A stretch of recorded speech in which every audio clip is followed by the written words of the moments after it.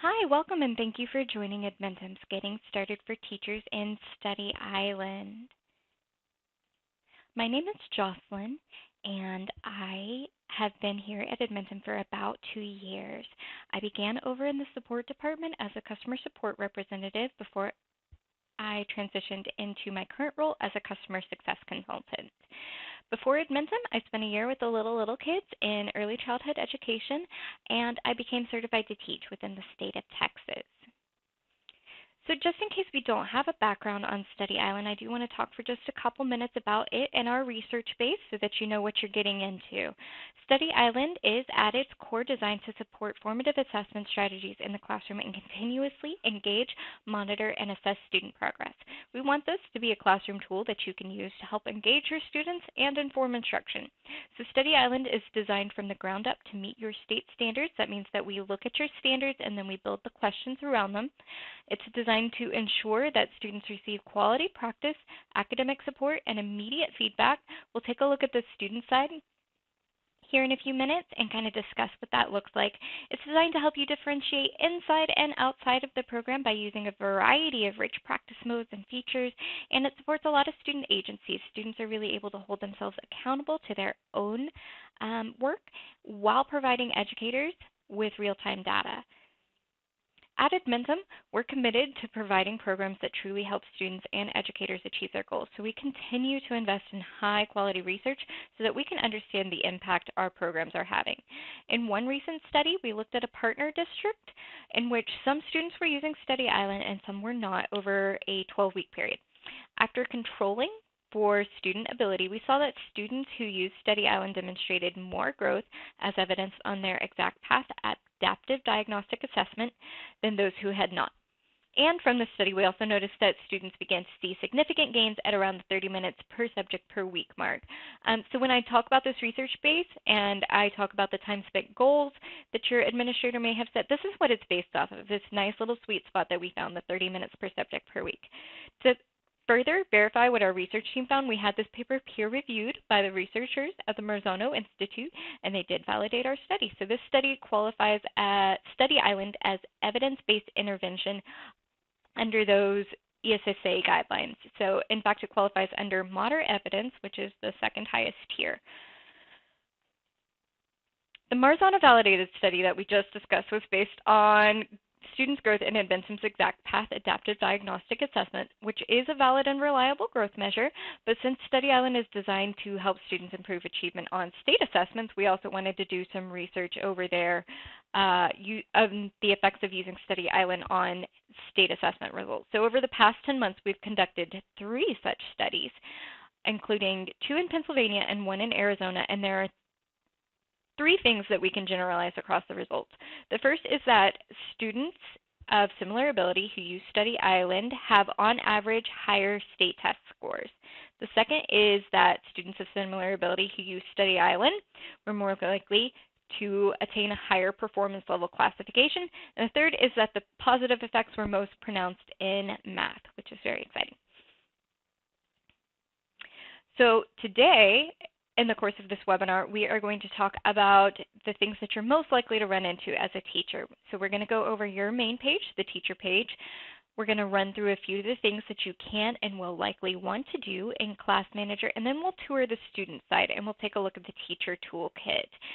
At that point, we would usually have a Q&A and a live session, but since we are not live today, I'll make sure that you have a way to contact us and ask any questions that you may have of us. And I'll also let you know how you can reach out to our support department as well as get information from our help center. So with all of that said, let's go ahead and hop in the program. So we're going to start with logging in. I'm just going to go ahead and sign in right here. And you'll see when I log in, I'm actually logging in as an admin. So if you're an administrator, keep in mind that you can do all of the same things that teachers can do. For now, I'm going to come right down here to teacher page because this is what teachers will usually see when they first log in. Now you'll see I have a lot going on here, and part of the reason for that is that I have already had a class. I have some data in here, so this is what it'll look like after you get started. So I have the blue ribbon snapshot right here. And this will show me my top 5 blue ribbon earners and my bottom 5 blue ribbon earners. I can click right here to see the full report if I'd like. And you can also see that I have a very small class, so there's some overlap between the top 5 and the bottom 5. Here we have the time spent snapshot. This is your average. So our school administrator has set the weekly goal to 30 minutes, so it'll fill in as you go along. Again, you can click right here to see the full report. Then we have lots of different class links. You can add a new class. You can go to student settings, and I am going to pause and take a look at this. Let's go to student settings. You'll see that you can adjust the passing goal here. You can restrict access on the student side to 1 grade level. You can modify the practice session. That's reducing the number of answer choices on multiple choice questions. That shows up on a lot of IEPs and 504 plans. And you can turn on the read aloud setting, which allows you to enable audio support for students. And I'll show you what that looks like really quickly. You can set it by subject, by student, so it's not an all or nothing thing. You can just say, I want Eric Cuthbert to have audio support for math, if that's what shows up on Eric's IEP. So we'll go back to the to the teacher page now. You have your password list right here. Here you can pull up passwords for your students when they inevitably forget them, or you can print out login cards for your students. You can set up parent notifications here, and you can reset the start date right here. Resetting the start date means that you essentially, on the student side only, make it look like they haven't done anything before the date that you set. This is useful if you're doing like kind of a last hurrah before the big test and you want to do a blue ribbon report. But it's one of those things you really need to make sure that your team teachers know that you're doing it. It can be undone. It is absolutely 100% reversible, but it's very scary if one of your team teachers does it and your other teacher logs in and they're like, oh my gosh, where is all of our students' work? So you'll still be able to see that data if you filter the report, but again, it's something you really want to discuss before you do. Here, if you have any emailed reports set up, you can take a look at those emailed reports. And here we have kind of the assignment hub. You can assign every different kind of assignment here. Practice and instruction, built tests, group sessions, the writing assignments, and you can create custom material there as well if you'd like. So now that we've done all of this, I do want to go ahead and show you how to add a class. So we can come from here, we can add new class just like that, or we can come to Class Manager here on the left-hand side. And we're going to click Add a New Class. I already have lots of classes here, so if there's anything that you need to do in a class, you can do that from Class Manager by clicking one of these classes. But we're going to click Add New Class. And from here, you'll title your class. I'm just going to call this 4th grade English. And then I am going to put 2019 to help me keep track of it. Here you can set the class owner if you're the administrator and you're creating classes for your teachers. Otherwise, this is just going to say your name and you can't touch it. What you can do is add up to 10 co-owners. I'm going to click Edit right here. So co-owners are people who have the right to add assignments and to edit assignments. They can also view all of the data associated with your class. So this is great for team teachers, paraprofessionals, anybody who might be invested in your students' data for whatever reason. They cannot delete assignments, so they will never be able to delete data, and they won't be able to add or remove students to your class. So I'm actually not going to add any today, but you can always come back in and edit that at any time. Here, you can override school preferences. I'm going to click this to yes.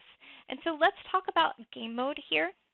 I'm going to demo in a little bit what game mode looks like on the student end, but here's where you can kind of start restricting that. So you can say, no, I don't want you to play game mode unless you have a cumulative score of 65%. Now keep in mind that this is a cumulative score that's being counted here. So if your students started with a 10% in something, that 10% is going to keep bringing it down. So the things that you can do are you can monitor that really closely, and you can go in and you can delete particularly bad sessions on a student's score. That is possible for you to do. Or you can set this maybe just a little bit lower than you usually would to keep that in mind. Whatever you want to do with that. Sorry about that. You can also hide the timer for your class assignments if you have found that students find that anxiety-inducing. You can enable the scratch pad and additional highlighters or disable them. I know that my students, my hypothetical students here, find those really distracting. And here we have building block topics. So building block topics are something else that I kind of have to stop and talk about a little bit. Whenever a student earns less than a 40%, especially in these highly spiralized topics like English and math, they may end up with what's called a building block, which is an easier version of the topic. When I say easier, I usually just mean it's less intense. It's more along the lines of, for example, if they get 7th grade rates, ratios, and proportions, and they earn a building block, what they'll see is 6th grade rates, ratios, and proportions. And they will have to pass that building block at a 70% or higher in order to come back and do the original topic again. So you can turn that off for your class. You can also turn all of these off by assignment. So if for some reason you don't want any building blocks to appear on a certain assignment, you can turn it off then. Once you have decided all of that, and keep in mind you can always come back in here and change it as long as your administrator has allowed for that, you will select your students. I'm going to come to 4th grade. And I'm just going to select my students through here. Now, just in case you're unaware of this little computer trick, let's say you need a student and you have a much larger list than like the 20 students I have. You can come here, you can click Control and F on your keyboard if you're using a Windows keyboard, and you can search for the student. So, and then it'll appear highlighted on your screen. So we're going to go ahead and save. And then our class has been created.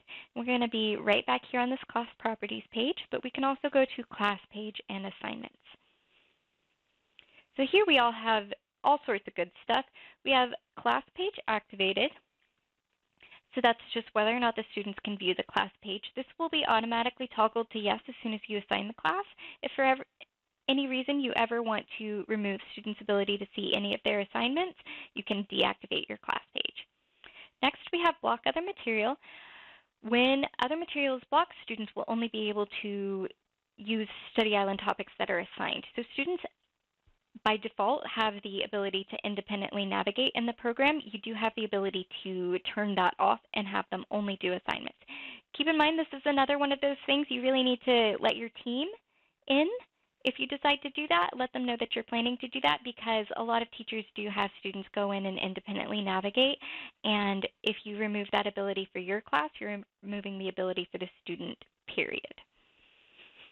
Next, you have your class page header. So whatever you named your class over here in class properties, which is 4th grade English 2019, that's what the default is going to be, but if you want your students to see something else, like Miss Thompson's equals, if you have like an internal class name, you can update that right there, and that's what your students will see on their end. You can also put any class updates and news. I see a lot of encouraging messages here, sometimes even a link to a YouTube video. Whatever works for your class, you can put that right there, just anything you would like your class to be able to see. Then you have class assignments and student assignments. Now, we don't have any assignments in this class at this time. I will go through how to create an assignment here in just a moment, but class assignments are any assignment that's assigned to the whole class. Student assignments, which is anything that is not assigned to the whole class, even if it's just one student is not in on that assignment, will be down here in student assignments. With all of that said, we are going to go ahead and create an assignment.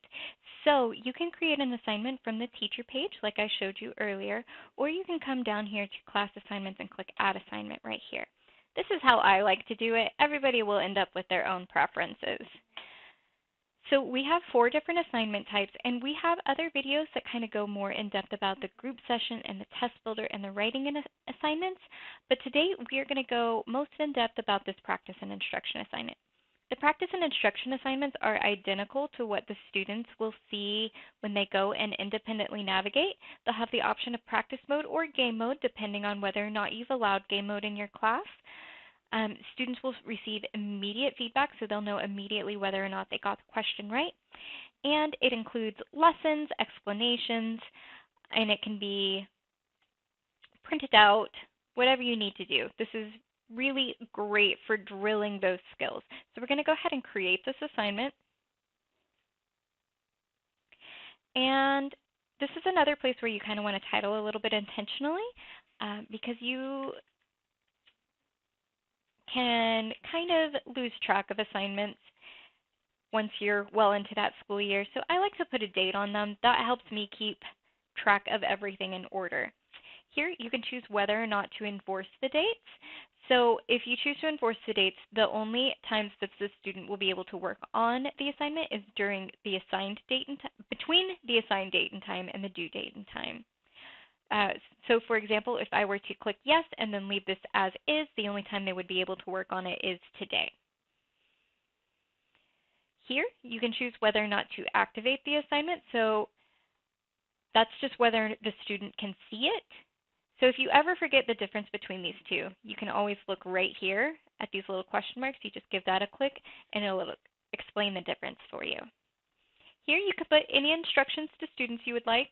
You can choose whether or not you want to show a calculator, and all of those class preferences that we set over earlier, you can override them here for the individual assignment. So if usually, you don't allow game mode, but you really want to this time, you can do that.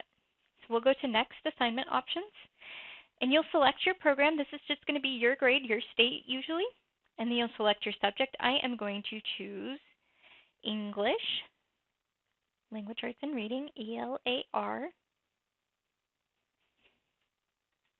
And I'm just going to choose a couple things here. So here you can see the skill, the topic tree, and you'll be able to choose your topics here. You can also set the number of questions that you want them to take at one time.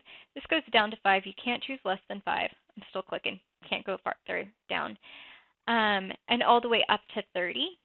You can also set the passing percentage. So let's say you really only care if they get 3 out of 5 correct on this one.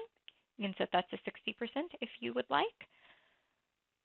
And this is just what it takes for them to get a blue ribbon. So for your convenience, we've also included the lesson. I'll move this to the center.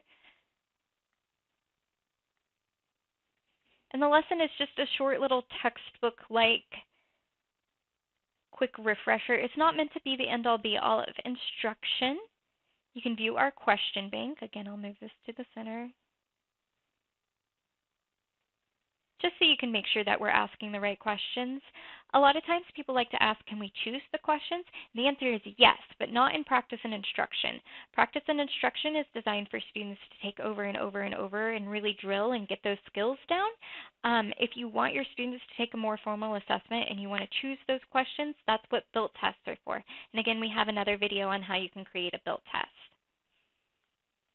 And you can also view the associated standard. And these are the standards that are covered by this topic. So we're going to go to next, students. So I have the one class that I created this in already. Now you're probably never going to have this many classes. Again, I'm in as an administrator, and also this is a demo account. I do lots of different demos, so I have lots of classes. But if I wanted to, I could select all of my classes for this and make all of my classes take 4th grade English. But I'm not going to go ahead and do that. What I am going to do is just leave that as is. What I can also do if I'd like, I can click this plus sign. If I'm looking to differentiate my students, I can give them separate assignments just by going in, checking and unchecking, however I would like to do that. So I'm going to click Save and Exit. And my assignment has been created. Now, this particular assignment doesn't have any data, but I do want to show you what this data looks like before we go into the student side demo. So I'm going to come over here to Class Manager, and I'm going to go to a different class where I do have that data. And I had some of our lovely support people go in and take a few sessions for me. So I have this data to show you. I had them take real-world rational numbers and rates, ratios, and proportions, and they were a little bit upset that I chose 7th grade math to give them because it was hard. It's hard once you're an adult, right? And so here you can see how they did in their best session and their cumulative score. So for example, we see right here, Justin Duncan did his sessions 5 times, his rates, ratios, and proportions 5 times, and he got a 40%, and his cumulative score was a 43.7. So I can click into these 5 sessions that he did, and I can see exactly how he did on each of them. So I can see the first time that he did it was actually as a group session, and he got 0%. And so this is going to include group sessions and practice mode, this report right here. On the practice mode, we can see that he did all 5 questions, and let's click View Missed. We can see exactly what he got wrong. So we have all sorts of data that we can use here to start using this as sort of a formative assessment. A lot of times at the end of the week when we have finished up a lesson, teachers will like to use this little quiz as a formative assessment to see if they're ready to move forward. So next up, I want to show you our student side. So we are in as a student, we are in as Devin Astorga, and Devin is a pretty busy little guy. So this is what the student interface looks like by default. We have Taco hanging out back there in the background. You can see all of the blue ribbons that you've earned over the last year and before the most recent start date. And this will count any and all blue ribbons the student has earned. So if a student is going in and they're a 4th grader or a 3rd grader and they're going into kindergarten programs and earning those kindergarten blue ribbons, these will also appear right here. So keep that in mind if those ever don't match up with your reports. Here, if a student has been going in and they've earned less than a 40% in a topic, that's when suggested topics will start to appear. And if you have students that are primarily independently navigating in the program and they don't know what to do next, suggested topics are a great place to start. Devin doesn't have a whole lot of suggested topics because, again, he is a test student, and I don't typically earn less than a 40% when I go in and test. But if I had, those would be there. You can also see in progress topics. That's exactly what it says on the 10. In progress topics are in progress topics. And here you can see active assignments. So these will be the 3 oldest due dates. I used to say closest to the due dates, but you can see we have a July 25th, 2018 due date right there. And so that's amended. That's oldest. The 3 oldest due dates will be right there. Here we can come to My Classes. Anything that doesn't show up under Active Assignments is going to be behind My Classes, and then you can click View Assignments. I'm going to come to this Assignment Demo class. You can see assignments that have not started, assignments that are in progress, and assignments that are completed. And if I go into phonics, I can look right here. This actually hasn't been completed, but the due date has passed and the due dates were enforced, so it cannot be completed outside of the assigned date. So that's what that looks like on the student end. Students and their parents can come in and view all of these reports. So they have the individual subject report, the individual summary report. These are very similar. This is just by subject. This is by program. So grade level subject, essentially. A suggested topics report, again, if we have the suggested topics proliferating. A statewide comparison report, an individual blue ribbon report, and then even a high score report. So I really like to direct parents here if they'd like to know how their student is doing overall. It's a really great resource, especially if you haven't set up parent notifications or if parents just like to be involved in that way so that they can go in and look at it anytime. Students, if they are unblocked, as I showed you earlier, can also go in and independently navigate to different topics. So you can see that students can come in and they view the same topic tree that you do when you're assigning things. So they can come in and they can click and they can choose lesson, practice, flashcards, and printable worksheets. Now Devin is a student who has had game mode restricted, so let me pause and go to another student so that I can show you what game mode looks like. Okay, so we're back, and the reason I paused is because I really wanted to demo game mode for you so that you could see what it looks like. So again, the student has access to this lesson right here, and it's the same lesson that you can see, again, when you're assigning. Just a quick little refresher, not meant to be the end-all be-all of instruction. Practice mode, game mode, and practice and game mode are the exact same, except every time you get a question right in game mode, you get to play a game. Flashcards, and then printable worksheets. So I'm going to come here to game mode, and I really like game mode because I feel like if students are really motivated to get the question right, we're going to have the most accurate measure of whether or not a student knows what they're doing. So I'm going to come here to Salsa Nights, and I'm going to go ahead and click play. Now I'm not going to sit here and make you watch me do 10 full questions while I play Salsa Nights. That's not my goal here, but I do just kind of want to show you what it looks like. So this is what it looks like when I get the question right. And Taco comes out and he says, "Good job." I have the option to view an explanation or just go to the next question, but the bread and butter right here is this game. I'm going to click play, and you'll see that I can quit this game at any time. And it's just a short 1 minute, fun, non-educational, stress-busting game. So a really cool implementation that I've seen using game mode is when teachers, I'm sorry, I can't talk and play the game apparently. When teachers allow students to come up and answer a question on the smartboard, and then if they get the question right, they get to play the game on the smartboard. I always thought that was super cool. We didn't have smartboards back in my day. All right, so let's see what happens when I get it wrong. So I'm going to submit that. Oh no, Taco says comes out and says not quite, and I get an immediate explanation. So you can see that I'm getting that immediate feedback. I know exactly how I'm doing at all times. I have my game score down here. And click out. I have my game score down here. I have my session score. I know how far I am. I know exactly how I'm doing in these practice and instruction sessions. So I'm going to go ahead and save that session. And again, I can save it at any time, and I can always come back to it.